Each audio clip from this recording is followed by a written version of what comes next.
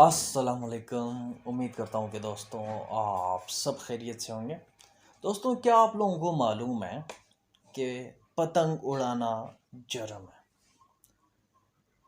लेकिन मुअज़्ज़ज़ शहरी होने के नाते मुझे यकीन है, आई डू बिलीव कि आपको मालूम होगा कि पतंग उड़ाना वाकई जुर्म है। लेकिन आप लोगों को शायद ये मालूम ना हो कि कब पतंग उड़ाना और कौन सा पतंग उड़ाना और कौन सा मांझा यूज़ करना जुर्म नहीं। और आई डू बिलीव एक आम शहरी होने के नाते आपको ये भी मालूम नहीं होगा कि अगर आप पकड़े गए पतंग उड़ाते वक्त, पतंग बेचते वक्त, या पतंग मैन्युफैक्चर करते वक्त, या एक्सपोर्ट या इंपोर्ट करते वक्त, या आप मांझा बेचते वक्त, तो आपको अगर आप पकड़े जाते हैं, जो एक काबिल ताज़ीर जुर्म है, यानी पाकिस्तानी कानून के मुताबिक ये काबिल सज़ा जुर्म है। तो इसकी सज़ा क्या होगी, कितने होगी? आप पर जुर्माना भी किया जा सकता है, कितना जुर्माना हो सकता है, इन तमाम को हम आज इस सेशन में डिस्कस करेंगे। देखिए जनाब, पाकिस्तानी कानून, पाकिस्तान एक फेडरेशन है। इसमें एक फेडरल जो है, एक नेशनल असेंबली है, 4 सूबाई असेंबलीज, यानी 4 सूबों की अपनी अलग अलग असेंबली। हर सूबे की जो असेंबलीज हैं उस सूबे के हद तक वो अपना कानून साजी करते हैं, लेजिस्लेशन करते हैं। और फेडरल जो नेशनल असेंबली है वो पूरे मुल्क के लिए भी कानून साजी कर सकती है। और स्पेसिफ़िकली जो माइनर जो एक्ट्स होते हैं वो इस्लामाबाद टेरिटरी के लिए जितने भी एक्ट्स होते हैं वो नेशनल असेंबली जो है वो लेजिस्लेट करता है। तो यहाँ पे हमारे पास विफाक में इस्लामाबाद कैपिटल टेरिटरी में भी एक एक्ट है, 2020-21 में एक एक्ट आया हुआ है, यानी प्रोहिबिशन ऑफ काइट फ्लाइंग के हवाले से। इसी तरह पंजाब में 2001 का एक आर्डिनेंस है जिसके तहत जो है काइट फ्लाइंग को, पतंग उड़ाने को, पतंगबाजी को, बसंत को जुर्म करार दिया गया है। बहरहाल एक एक्सेप्शन भी है। वो एक्सेप्शन ये है कि भाई हर स्प्रिंग में, मौसम बहार में, हर मौसम बहार में, हर साल के मौसम बहार में डिस्ट्रिक्ट गवर्नमेंट इजाज़त देगा 15 दिनों के लिए, किसी ख़ास एरिया के लिए, कि आप इन 15 दिनों में, 15 दिनों से ज़्यादा नहीं, आप पतंगबाजी कर सकते हैं। बाकायदा नोटिफिकेशन जारी होगी कि भाई आप क्या करें, पतंगबाजी कर सकते हैं इन 15 दिनों के अंदर। तो उन 15 दिनों के अंदर आप करते हैं पतंगबाजी, तो ये जुर्म नहीं है, काबिल सज़ा नहीं है, काबिल ताज़ीर नहीं है, ऑफेंस नहीं है। बहरहाल ये एक एक्सेप्शन है। इसी के साथ मैं आपको बताता चलूँ, इसके अलावा अगर आप कोई मांझा यूज़ करते हैं, कोई पतंग आप यूज़ करते हैं, पतंग उड़ाते हैं, तो ये जुर्म है, काबिल ताज़ीर जुर्म है। और ऐसा जुर्म है जो काबिल दस्तअंदाज पुलिस भी बनाया गया है, यानी कग्निजेबल ऑफेंस है। कग्निजेबल ऑफेंस का मतलब है पुलिस बगैर किसी वारंट के आपको गिरफ्तार कर सकती है। और याद रखें, ये कग्निजेबल होने के साथ साथ नॉन बेलेबल भी है। अगर आप पकड़े गए, आपके पास, आपके खिलाफ ठोस सबूत पुलिस के पास आ गए और अदालत मुतमईन हो गया कि भाई वाकई आप इस जुर्म में मलवूस हैं, तो ये नॉन बेलेबल भी है, आपको बेल भी नहीं हो सकती। बहरहाल बेल हो सकती है, यानी ज़मानत हो सकती है, लेकिन बहरहाल लॉ कहता है कि भाई ये नाकाबिल ज़मानत जुर्म है। इसकी वजह यह है कि पाकिस्तान का जो आइन है, इसकी आर्टिकल 9 को पढ़ें तो रियासत की एक ज़िम्मेदारी है कि वो हर शहरी की जानो माल की हिफाजत करें। चूँकि ये रियासत की ज़िम्मेदारी है लोगों की जानो माल की हिफाजत करना, उसके लिए ज़ाहिर सी बात है मांझा यूज़ करना, जो जो जो मांझा होता है वो कितना ख़तरनाक होता है और उसकी जो धार कितनी ख़तरनाक होती है। उससे कई लोग जो है ना, न्यूज़पेपर में हम देखते हैं, यानी क्या हो जाते हैं, मर जाते हैं, शहीद हो जाते हैं, यानी इस मांझे की वजह से जो ख़तरनाक होती है, जो इसको यूज़ करना इसलिए जुर्म करार दिया गया है। कहने का मकसद ये है कि भाई रियासत ने यानी इस अपना जो फ़र्ज़ है, यानी लोगों शहरियों की जानो माल की हिफाजत करना रियासत की ज़िम्मेदारी है। इस अपनी ज़िम्मेदारी को फुलफ़िल करने के लिए ये कानून बनाया है ताकि लोग डरें और डर के जो भी वो ख़तरनाक तेज़धार मांझा वो यूज़ करते हैं पतंग उड़ाने के लिए, या हर जगह पतंगबाजी होती है, उससे हज़ारों लोगों की क्या होती है, जान चली जाती है। उससे रियासत जो है, रियासत का इमेज ख़राब होता है, लोगों की जानो माल की हिफाजत की ज़िम्मेदारी वो पूरी नहीं कर पाती, इसलिए ये कवानीन बनाए गए हैं। बहरहाल इसी के साथ मैं आप लोगों को बता दूं कि 15 डेज़ के लिए आपको इजाज़त मिल जाएगी हर साल स्प्रिंग के महीने में, मौसम बहार के महीने में। और यहाँ पे भी आप तेज़धार आला तेज़धार जो मांझा है वो यूज़ नहीं कर सकते। उसके लिए बाकायदा तौर पर वो आपको मेंशन करेंगे कि भाई आप कौन सा मांझा आप यूज़ कर सकते हैं। इसी के अलावा अगर आप कोई शख्स जो है वो शार्प मांझा यूज़ करता है तो वो मैन्युफैक्चर करता है, बनाता है या बेच देता है, उसका रिटेलर है या सेलर है, वो तमाम जो लोग यूज़ करते हैं उसको बेचते हैं या वो पतंगबाजी करते हैं, सब के लिए यहाँ पे सज़ा मुख्तस की गई है। यहाँ पे कह रहे हैं अगर कोई शख्स जो है वो शार्प मांझा यूज़ करता है और पतंगबाजी करता है और ये sharp Manjha despite the fact वो 15 दिन उसको अलाउ थे कि भाई 15 दिनों में यूज़ करना है, डिस्ट्रिक्ट गवर्नमेंट ने आपको इजाज़त दी थी कि यार आप आज रावलपिंडी की डिस्ट्रिक्ट गवर्नमेंट ने इजाज़त दी कि 1 फरवरी से 15 फरवरी तक मांझा यानी आप गुड्डे उड़ा सकते हैं, पतंगबाजी कर सकते हैं, लेकिन आपने शार्प जो इसकी इजाज़त नहीं है, शार्प मांझा यूज़ किए पतंगबाजी के लिए जो अलाउ नहीं है, तो उस वक्त भी आपको 3 साल तक की सज़ा हो सकती है। 3 साल तक की सज़ा। देखो अगर आप शार्प मांझा यूज़ करके पतंगबाजी करते हैं या शार्प मांझा बेच देते हैं, बनाते हैं, ये तमाम काबिल ताज़ीर जुर्म, और आपको जो सज़ा है 3 साल तक होगी और इसी के साथ साथ आप पर जुर्माना भी किया जा सकता है जो 1 लाख रुपए तक हो सकती है, लेकिन इससे ज़्यादा जुर्माना यानी अदालत आपको नहीं कर सकती। या ये भी हो सकता है कि आपको 3 साल तक, यानी 3 साल तक का मतलब ये है कि आपको 1 साल भी कैद हो सकती है, 2 साल भी हो सकती है, 3 साल भी हो सकती है, 1 महीना 2 महीना, ये जज की सवाबदीद है कि आपका जुर्म का नेचर कितना ग्रेव है।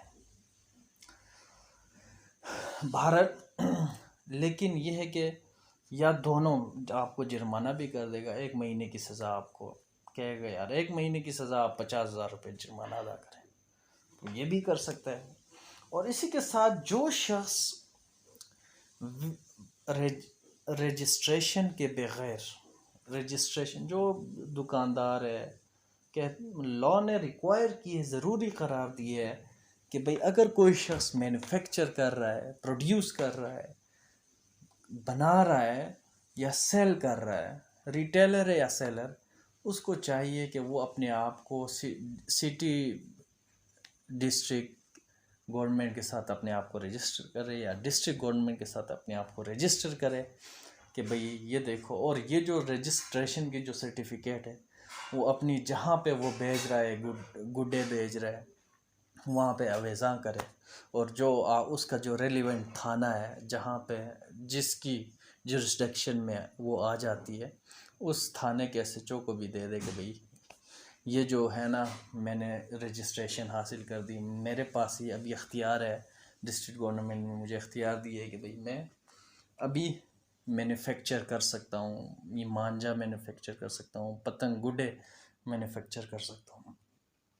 लेकिन फिर मैं आपको कह रहा हूँ कि आप वो मांझा जो शार्प होती है, जिससे लोगों की जानों को, माल को नुकसान पहुँचती है, वो फिर भी आप मैन्युफैक्चर आप नहीं कर सकते हैं, इंपोर्ट भी आप नहीं कर सकते।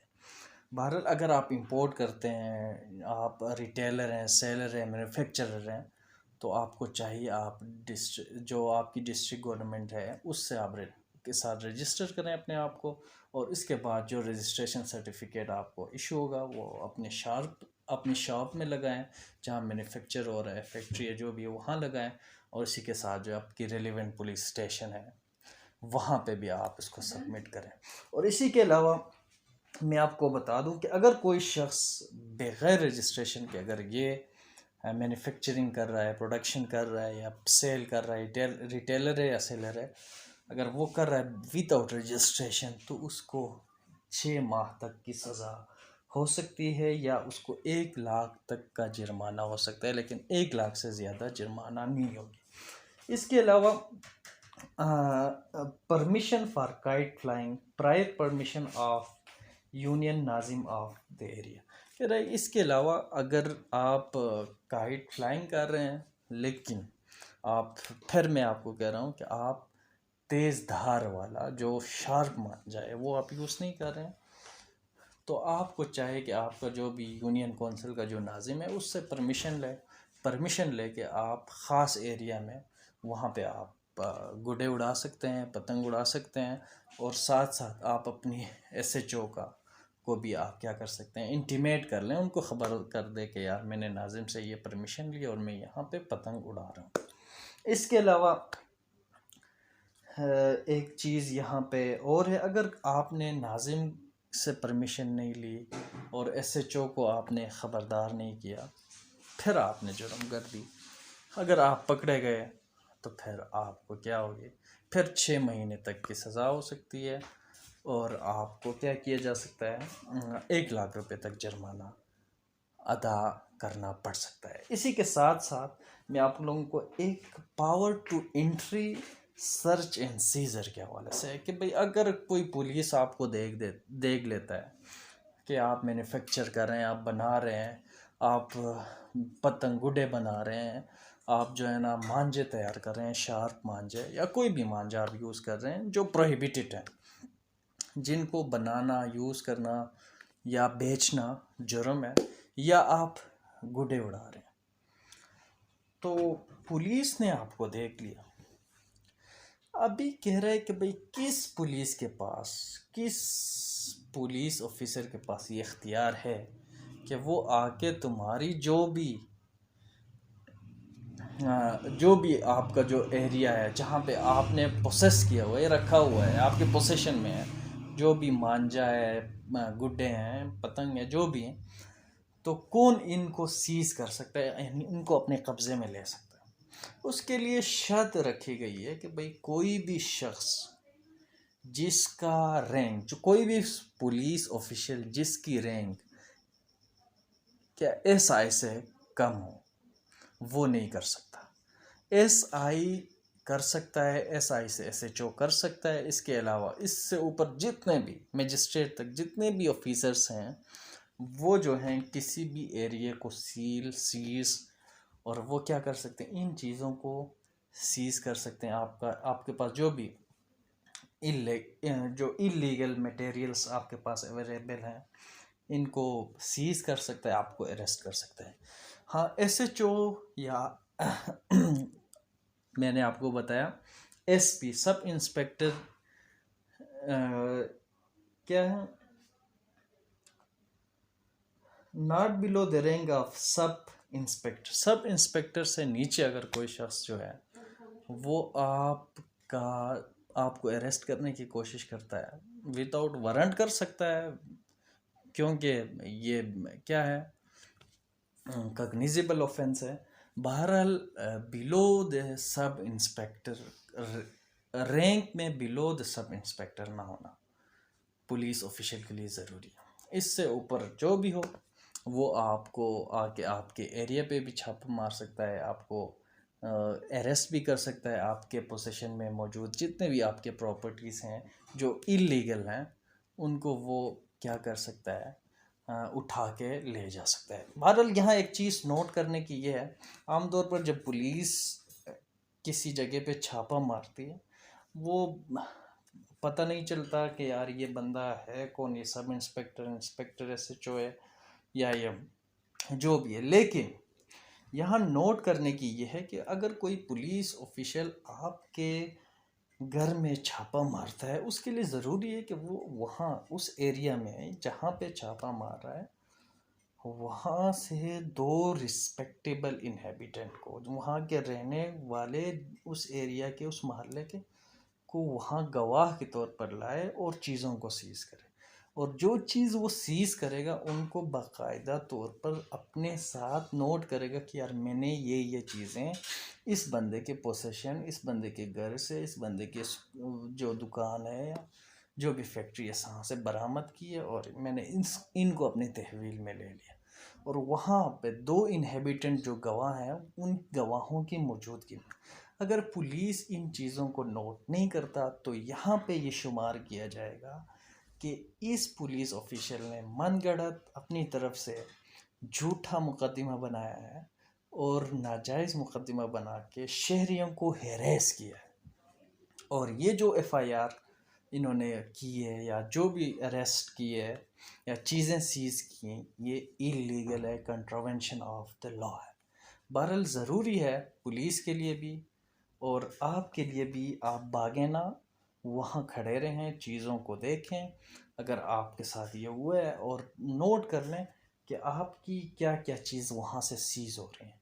यहाँ ऐसा भी मैंने होते हुए देखा है, लोगों के घरों में छापा मार के छत में मौजूद लोगों के जो है ड्रिल मशीनें पुलिस उठा के ले जाती है।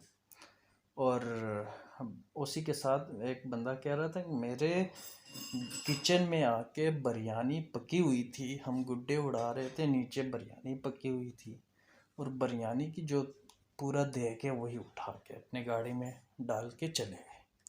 तो ये जो है ये लॉ इंतहाई मैलेस एक्ट है, इलीगल एक्ट है आपकी।